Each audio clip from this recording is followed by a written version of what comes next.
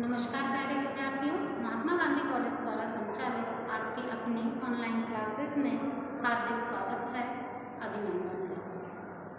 हमारी second semester की online classes चल रही हैं। इससे पूर्व की कक्षाओं में हमने आपके हिंदी कहानी जो टॉपिक है, कहानी की परिभाषा, उसके तत्वों के बारे में हमने चर्चा की थी। उसके बाद हमने जो हमारे पाठ्यक्रम में पहली कहानी है उसने कहा था, उसमें से सप्रसंग व्याख्याएं और उसके एक महत्वपूर्ण प्रश्न के बारे में चर्चा की थी, जैसे कि कहानी की तत्वों के आधार पर समीक्षा करना। हमने उसके बाद की क्लास में आपके जो दूसरी कहानी है पूस की रात मुंशी प्रेमचंद जी की, उसमें से हमने 2 सप्रसंग व्याख्याएं की। अब आज की हमारी क्लास में हमारा जो आज का टॉपिक है वही हमारी कहानी है पूस की रात मुंशी प्रेमचंद जी की, और इसमें से एक हमारा महत्वपूर्ण प्रश्न है कि पूस की रात कहानी का नायक कौन है, उसकी चारित्रिक विशेषताओं का वर्णन कीजिए।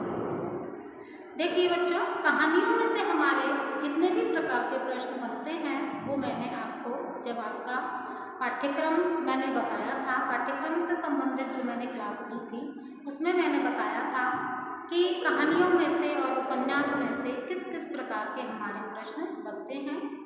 तो एक तो प्रश्न मैंने आपको बता दिया था कि तत्वों के आधार पर समीक्षा, कि हमारे पाठ्यक्रम में से किसी भी कहानी के लिए आ जाए, किसी भी कहानी की तत्वों के आधार पर समीक्षा आ जाए तो उसका तरीका मैंने आपको जो पहली कहानी है उसने कहा था, उसकी मैंने तत्वों के आधार पर समीक्षा करके आपको बताई है कि किस तरह से हमें इस प्रश्न का उत्तर लिखना है। अब जो दूसरे प्रकार का हमारे पाठ्यक्रम से संबंधित जो प्रश्न बनता है वो है कि कहानी का नायक, जैसे किसी भी कहानी का नाम आएगा और आपसे पूछा जाएगा कि इस कहानी का नायक कौन है, उसकी चारित्रिक विशेषताओं का वर्णन कीजिए, या कहानी की नायिका कौन है, उसकी चारित्रिक विशेषताओं का वर्णन कीजिए। या फिर वो सीधा नाम भी दे सकता है कि पूस की रात कहानी के नायक हल्कू की चारित्रिक विशेषताओं का वर्णन कीजिए, या फिर जैसे गदल में से आ गया कि गदल कहानी की नायिका जो गदल है उसकी चारित्रिक विशेषताओं का वर्णन कीजिए। तो जब हम कहानी पढ़ते हैं तो हमें, जब भी कहानी हम पढ़ेंगे तो हमें ये पता होना चाहिए कि इस कहानी का नायक या नायिका कौन है। जब हमें ये पता होगा तभी जाकर के हम उसकी चारित्रिक विशेषताओं के बारे में बता सकते हैं। हमने पूस की रात कहानी को पढ़ा, उसका मैंने आपको सारांश बताया। तो उसमें से हमारे जो इस कहानी का नायक है वो कौन है, हल्कू। ठीक है, तो हल्कू में हल्कू की कौन कौन सी चारित्रिक विशेषताएं हैं उनका हम आज की क्लास में अध्ययन करेंगे। तो देखिए, जो हमारे मुंशी प्रेमचंद जी हैं ये बहुमुखी प्रतिभा के धनी थे। इन्होंने अपने जीवन में, इनका जो पूरा जीवन काल है इसमें बहुत सारी कहानियाँ लिखी। उन कहानियों को इन्होंने मानसरोवर के 8 खंडों में विभक्त किया है। इनकी जितनी भी कहानियाँ हैं उन कहानियों में ज़्यादातर ग्रामीण जीवन की सशक्त झांकी हमें देखने को मिलती है। जैसे इनकी कहानी है ये पूस की रात, बलिदान, सवा सेर गेहूँ, कफन, सुजान भगत, बूढ़ी काकी, बेटी का धन, ठीक है, आदि इनकी जो कहानियाँ हैं वो इसी बात की परिचायक हैं। इनकी जो पूस की रात कहानी है इसमें इन्होंने ग्रामीण जीवन के साथ साथ जो हमारे भारतीय किसान हैं उन किसानों की कैसी स्थिति होती है कि जब उनके ऊपर कर्ज का भार बढ़ जाता है तो वो किस प्रकार से साहूकारों के कर्ज को चुकाते हैं और कैसे वो अपना जीवन यापन करते हैं। तो इसमें इन्होंने एक किसान की दयनीय अवस्था का चित्रण किया है। इसी प्रकार से ऐसे ही दयनीय अवस्था किसान की इन्होंने, इनका एक उपन्यास है जो बहुत ही प्रसिद्ध उपन्यास है गोदान, उसमें भी इन्होंने किसान की आर्थिक जो स्थिति है वो बहुत खराब है और उसकी जो दयनीय स्थिति है उसी का चित्रण किया है। तो हम देखेंगे कि पूस की रात जो कहानी है इसका नायक कौन है? हल्कू। देखिए, अब नायक कौन होता है? उसको हम प्रमुख पात्र कह सकते हैं। नायक नायिका कौन होता है कहानी में? तो किसी भी कहानी में जो नायक होता है वो उसकी कथा वस्तु का केंद्र बिंदु होता है, यानी जो कहानी की पूरी कथा वस्तु है वो उस नायक के इर्द गिर्द ही घूमती है। ठीक है, तो वो इर्द गिर्द घूमती है और जो पूरी कथा वस्तु है उस कथा वस्तु के प्रारंभ से लेकर के अंत में वो नायक रहता है। उसका व्यक्तित्व सभी पात्रों पर छाया रहता है। यदि हम पूस की रात कहानी को देखें तो पात्र योजना के अनुसार हल्कू ही इस कहानी का नायक लगता है, क्योंकि वही कथा वस्तु के केंद्र में है तथा कहानी का मूल पात्र है। कहानीकार ने मुख्य रूप से उसी के व्यक्तित्व को कहानी में निखारा है, यानी जो हल्कू है वही हमारी इस कहानी का केंद्र बिंदु है, वही इसका नायक है। अब इसकी हम चारित्रिक विशेषताओं की बात करें तो सबसे पहली जो इसकी चारित्रिक विशेषता हमें देखने को मिलती है वो है निर्धन व अभावग्रस्त किसान। देखिए, सबसे पहली इनकी जो विशेषता है वो है निर्धन व अभावग्रस्त किसान।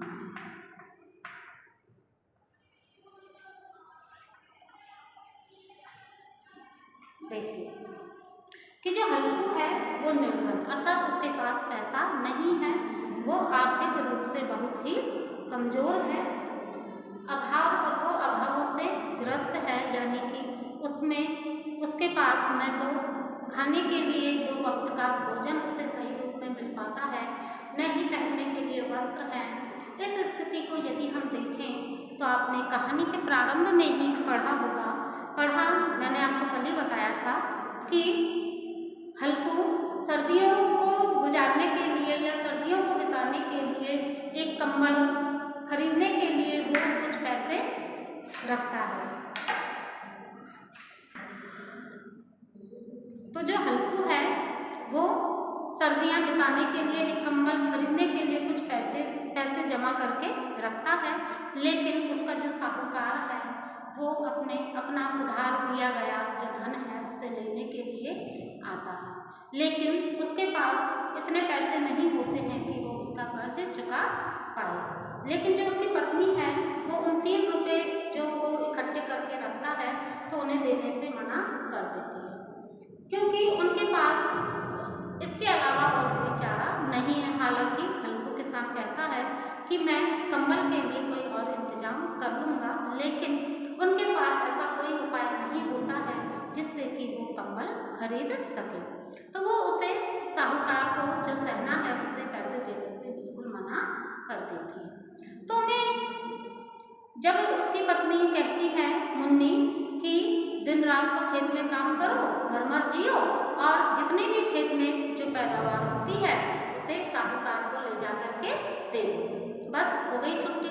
तो इस प्रकार से वो कहती हुई अपनी ही अभावग्रस्त जीवन को दर्शाती है, अपनी गरीबी का वो चित्रण करती है कि हमारे पास उसे देने के लिए इस समय बिल्कुल भी पैसा नहीं है। अब इसकी जो दूसरी विशेषता हम देखते हैं वो है स्वाभिमानी व्यक्ति।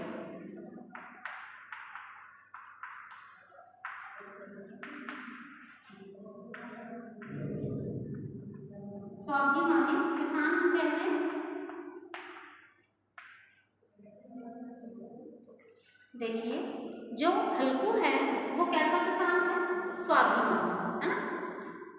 अब ये भी उसके व्यक्तित्व में हमें एक गुण दिखाई देता है कि वो स्वाभिमानी है, क्योंकि जब उसका साहूकार सहना पैसे लेने के लिए आता है तो वो अपनी पत्नी को पैसे देने के लिए कह देता है। जब उसकी पत्नी मना करती है तो वो कहता है कि मैं साहूकार की गालियाँ नहीं खा सकता, चाहे मुझे सर्दी में मरना मंजूर है, मैं कंबल नहीं खरीदूंगा, चाहे कुछ भी हो जाए, लेकिन मैं साहूकार की गालियाँ नहीं खा सकता। और इसलिए वो इकट्ठे किए हुए रुपए साहूकार को ले जा करके दे देता है। हालांकि उसकी पत्नी बहुत मना करती है, लेकिन फिर भी वो ले जाता है। और जब साहूकार को वो पैसे देने के लिए जाता है तो ऐसा लगता है मानो कि वो अपना हृदय ही निकाल करके साहूकार को देने जा रहा है। तो ऐसे इस दृष्टि से यदि हम देखें तो जो हल्कू है उसे गालियाँ खाना अच्छा नहीं लगता है, सर्दी में मरना मंजूर है, क्योंकि वो स्वाभिमानी व्यक्ति है। तो वो पैसे ले जा करके शहनाज को दे देता है। इसके बाद हम तीसरी विशेषता यदि देखें तो वो है परिश्रमी किसान।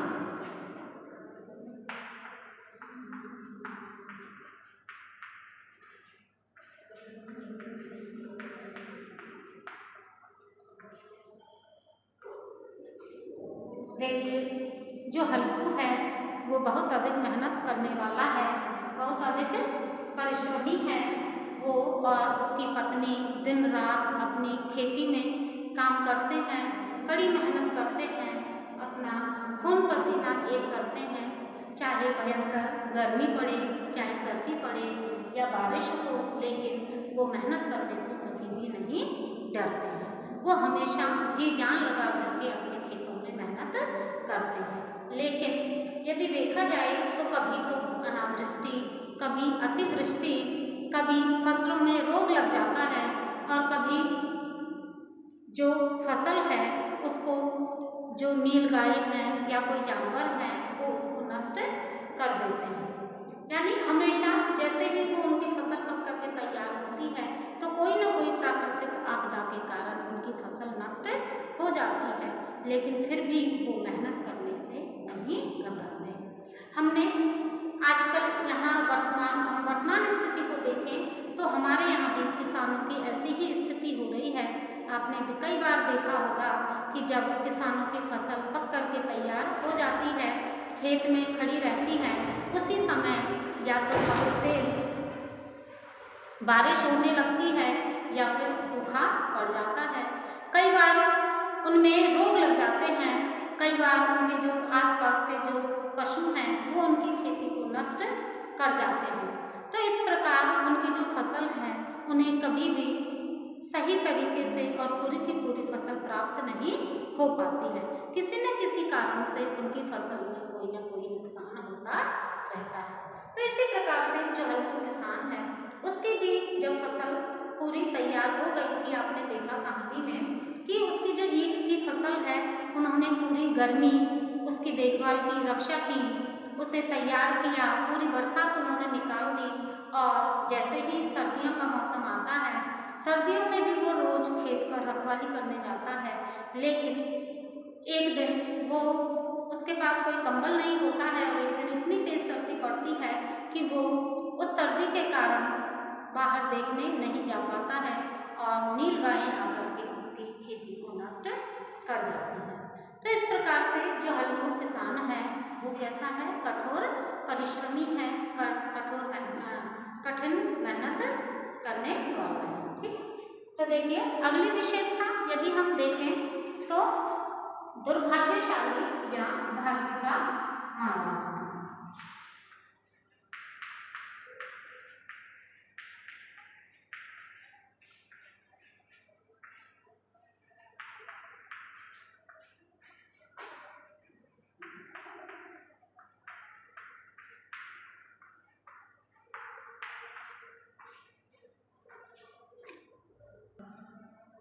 जो हल्कू किसान है उसे हम दुर्भाग्यशाली भी कह सकते हैं, भाग्य का मारा हुआ भी कह सकते हैं, अर्थात जो किस्मत है वो भी उसका बराबर साथ नहीं देती है, जो भाग्य है वो भी उसका साथ नहीं देता है।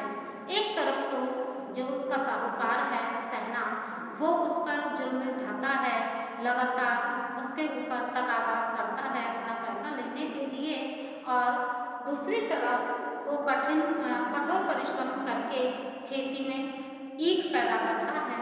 लेकिन जैसे ही वो ईख पक करके तैयार होता है, अर्थात जो उसकी फसल है, जैसे उसने गर्मियों में उसे लगाया तो पूरी गर्मी उसकी रक्षा की, उसकी देखभाल की, पूरी बरसात उसने निकाल दी, और सर्दियों में जब वो फसल तैयार होने लगी उसकी, तो बिना कंबल के सर्दी के मारे उसकी वो फसल नष्ट हो गई, अर्थात वो सर्दी के मारे अपनी झोंपड़ी से बाहर निकल कर के नहीं जाता है, जहाँ पर नील गायें आकर के उसकी खेती को नष्ट कर देती है।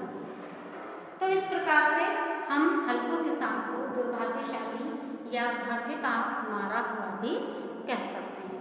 अब इसकी जो अगली विशेषता हमें देखने को मिलती है वो है विवेकशील और यथार्थ का ज्ञाता।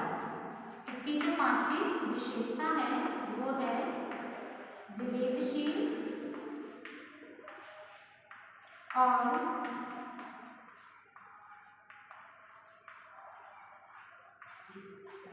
यथार्थ का ज्ञाता।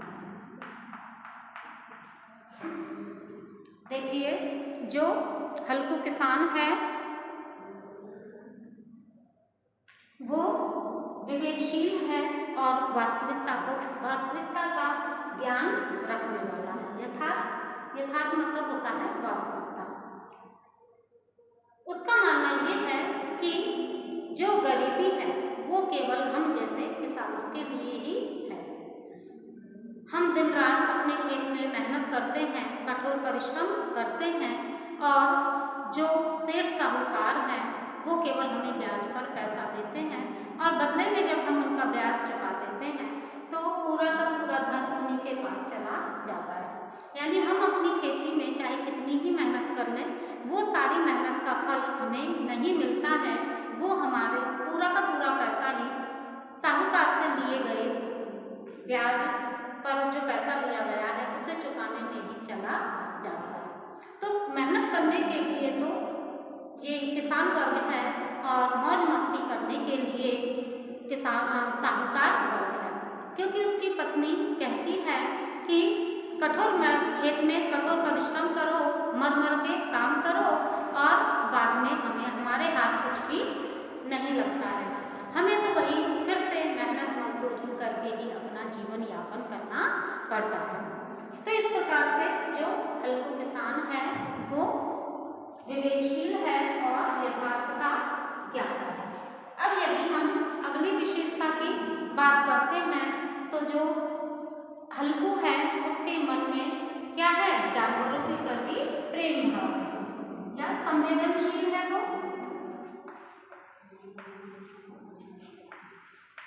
संवेदनशील। अब देखिए, हम हल्कू किसान को संवेदनशील व्यक्ति कह सकते हैं। क्यों? क्योंकि जब हमने कहानी में पढ़ा कि जब हल्कू अपने खेत पर जाता है, भयानक ठंड पड़ रही होती है और उस समय रात्रि का समय था। हल्कू अपनी चारपाई पर लेटा हुआ था, उसे बहुत तेज सर्दी लग रही थी और उसका जो कुत्ता है जबरा वो भी पास में ही लेटा हुआ था। हल्कू किसान जब उसे बहुत तेज ठंड लगती है तो उसे लगता है कि मेरे इस कुत्ते को भी बहुत तेज ठंड लग रही होगी, तो वो क्या करता है, उसे बुला करके और वो अपने पास ही लिटा लेता है।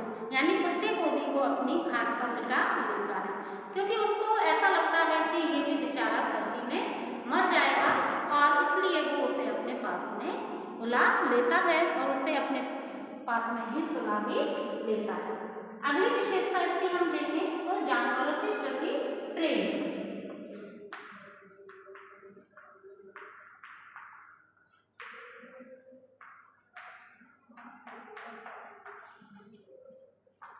जानवरों के प्रति कितना है प्रेम भाव। देखिए, हल्कू के मन में क्या था, जानवरों के प्रति प्रेम भाव था। ये हम उसकी कहानी में ही देख चुके हैं कि जबरा कुत्ता जब वो भी ठंड के मारे कूं कूं की आवाज़ निकालता है तो उसे बहुत दुख होता है और वो जबरा कुत्ता से कहता है, मतलब उसे डांटते हुए कहता है कि मैंने तुझसे कहा था कि तू घर पर ही जो पुआल पड़ा हुआ है उसी पर लेटा रहे, क्योंकि जो पुआल है उसमें क्या होती है, गर्मी होती है। तो वो कुत्ते को कहता है कि तू घर पर ही रह जा और मेरे साथ मत चले, लेकिन कुत्ता नहीं मानता है और वो स्वामी भक्त है और वो अपने स्वामी के साथ ही खेत पर चला जाता है। वहाँ पर वो अपने लिए और कुत्ते की रक्षा के लिए, उसे ठंड से बचाने के लिए आग जलाता है और स्वयं भी सेकता है और कुत्ते को भी वो आँच में तपाता है। तो इस कहानी में हमें देखने को मिलता है कि जो हल्कू किसान है उसके मन में जानवरों के प्रति प्रेम की भावना है। वो जैसा व्यक्तियों से प्रेम करता है उसी प्रकार जानवरों से भी प्रेम करता है। अब इसकी जो अगली विशेषता है वो है संघर्षशील व्यक्ति।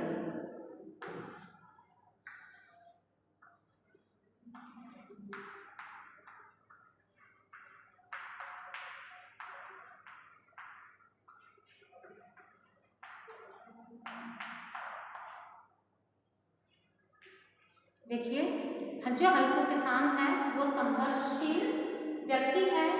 वो अपनी पत्नी के साथ अपने खेत में लगातार कठोर परिश्रम करते हैं, मेहनत करते हैं और जब उनकी जो फसल है, ईख की फसल तैयार हो जाती है, उसके बाद नीलगायें उस फसल को नष्ट कर जाती हैं, लेकिन फिर भी वो संघर्ष करना नहीं छोड़ते हैं।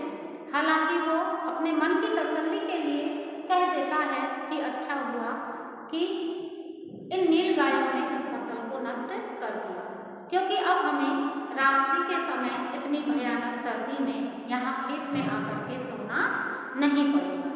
तो वो अपने केवल मन की तसल्ली अपने मन को ही तसल्ली देता है, लेकिन फिर अगले वर्ष फिर दोबारा वो अपने खेत में और मेहनत करने लग जाते हैं। वो मेहनत करने से कभी भी पीछे नहीं हटते हैं। उनका जीवन इतना अभावों से ग्रस्त है, आर्थिक रूप से कमजोर है, उनके पास 2 वक्त का भोजन भी उन्हें सही समय पर नसीब नहीं होता है, लेकिन फिर भी वो अपने जीवन में लगातार संघर्ष करते रहते हैं। वो एक कंबल खरीदने के लिए कुछ पैसे बचाते हैं, लेकिन वो भी उनके पास शेष नहीं बचते हैं। तो इस प्रकार से जो हल्कू किसान है वो क्या करता रहता है, लगातार संघर्ष करता रहता है और संघर्ष करते हुए वो और उसकी पत्नी मुन्नी वो अपना जीवन यापन करते हैं। ठीक है, अगली जो हम विशेषता इसमें देखें कि ऋण भार से दबाव।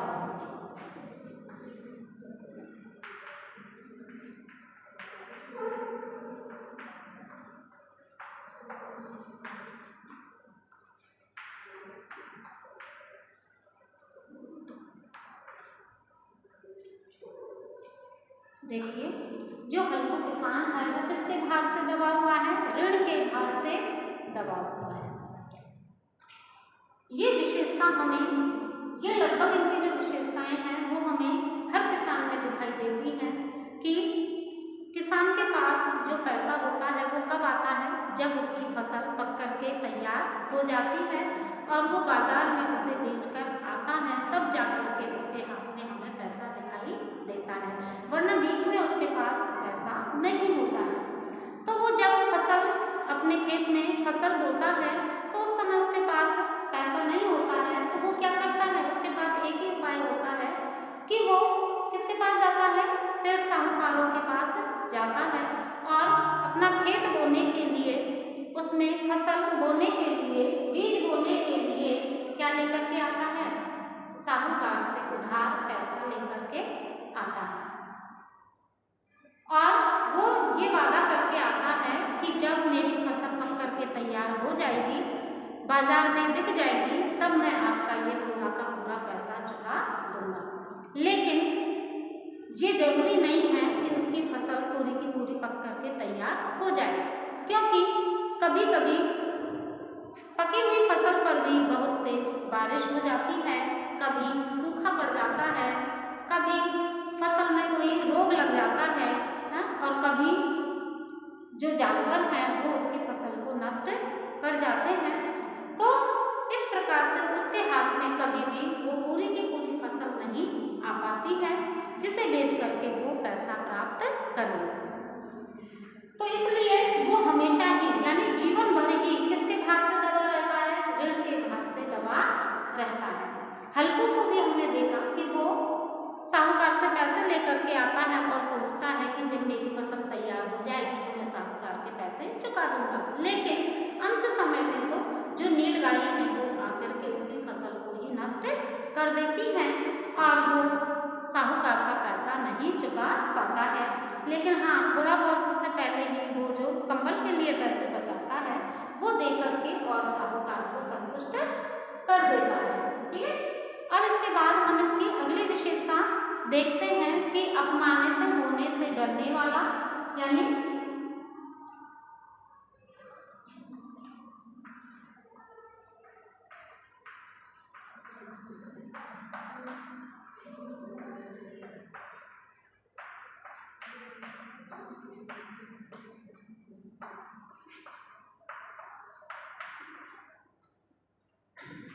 जो हल्कू किसान है वो अपमानित होने से बहुत ज़्यादा डरता है।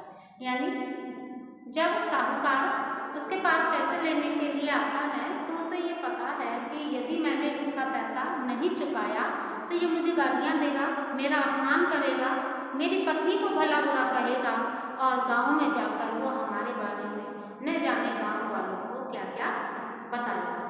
तो इस बात से जो हल्कू किसान है वो बहुत ज़्यादा डरता है, उसे इन चीज़ों से बहुत ज़्यादा डर लगता है क्योंकि वो स्वाभिमानी व्यक्ति है। इसलिए जब साहूकार उसके घर आता है तो वो मुन्नी से पैसे देने के लिए कह देता है, जो पैसे उसने कंबल के लिए बचा करके रखे थे। मुन्नी को पैसे देने से मना कर देती है, लेकिन हल्कू उसे समझाता है कि यदि हमने ये पैसे साहूकार को नहीं दिए तो वो क्या करेगा, वो हमारे यहाँ आकर के और उपद्रव मचाएगा, हमें गालियाँ देगा, हमें अपमानित करेगा और समाज में हमारी कोई इज्जत नहीं रह जाएगी। इस प्रकार से वो मुन्नी को समझाता है और उसे सांत्वना देता है कि तुम ये पैसे साहूकार को दे दो और बाद में जब मैं कंबल खरीदने के लिए मैं कोई दूसरा उपाय कर लूँगा। हालांकि उसके पास कोई दूसरा उपाय नहीं था, लेकिन फिर भी वो जैसे तैसे और अपनी पत्नी मुन्नी को वो मना लेता है और मुन्नी से वो 3 रुपये ले जाकर के और साहूकार को दे देता है। ठीक है, तो इसके बहाने कम से कम वो कुछ समय के लिए संतुष्ट हो जाता है और वो हल्कू किसान से कुछ भी नहीं कहता है और वो पुनः अपने घर लौट जाता है। तो ये हमने जो हमारे इस पूस की रात कहानी का नायक है हल्कू किसान, उसकी हमने ये कुछ चारित्रिक विशेषताएं देखी। तो इन चारित्रिक विशेषताओं के आधार पर हम क्या कह सकते हैं कि जो हल्कू किसान है वही इस कहानी का नायक है। इसी प्रकार से हमारी कहानियों में जितने भी जो नायक हैं या नायिका हैं, किसी की भी चारित्रिक विशेषताओं का वर्णन करने के लिए जब आएगा प्रश्न, तो हमें इसी प्रकार से पॉइंट बनाते हुए, बिंदु बनाते हुए और उस प्रश्न का उत्तर देना है। ये बहुत सरल है। यदि आप थोड़ा भी उस कहानी को ध्यानपूर्वक पढ़ेंगे तो इस प्रश्न का उत्तर उस कहानी में ही छिपा हुआ है। हम जब भी कहानी को पढ़ें तो उसमें जहाँ भी उनकी विशेषताएं आती हैं कि इस नायक के अंदर कौन कौन से गुण हैं, नायिका में कौन कौन से गुण हैं, हमें वहीं पर उसको अंडरलाइन करना है, वहीं पर उसका एक एक पॉइंट बना लेना है और हम नायक और नायिका के चारित्रिक विशेषताओं का इस प्रकार से वर्णन कर सकते हैं। तो ये हमारी कहानी का नायक था जिसके बारे में हमने आज की क्लास में पढ़ा है। ठीक है, तो मैं आशा करती हूँ कि इस प्रश्न का उत्तर आपको अच्छी तरह से समझ में आ गया होगा। आप चाहें तो एक बार इन जो ये बिंदु हैं इसके, इनका आप स्क्रीनशॉट ले सकते हैं या फिर इनको अपनी कॉपी में नोट भी कर सकते हैं।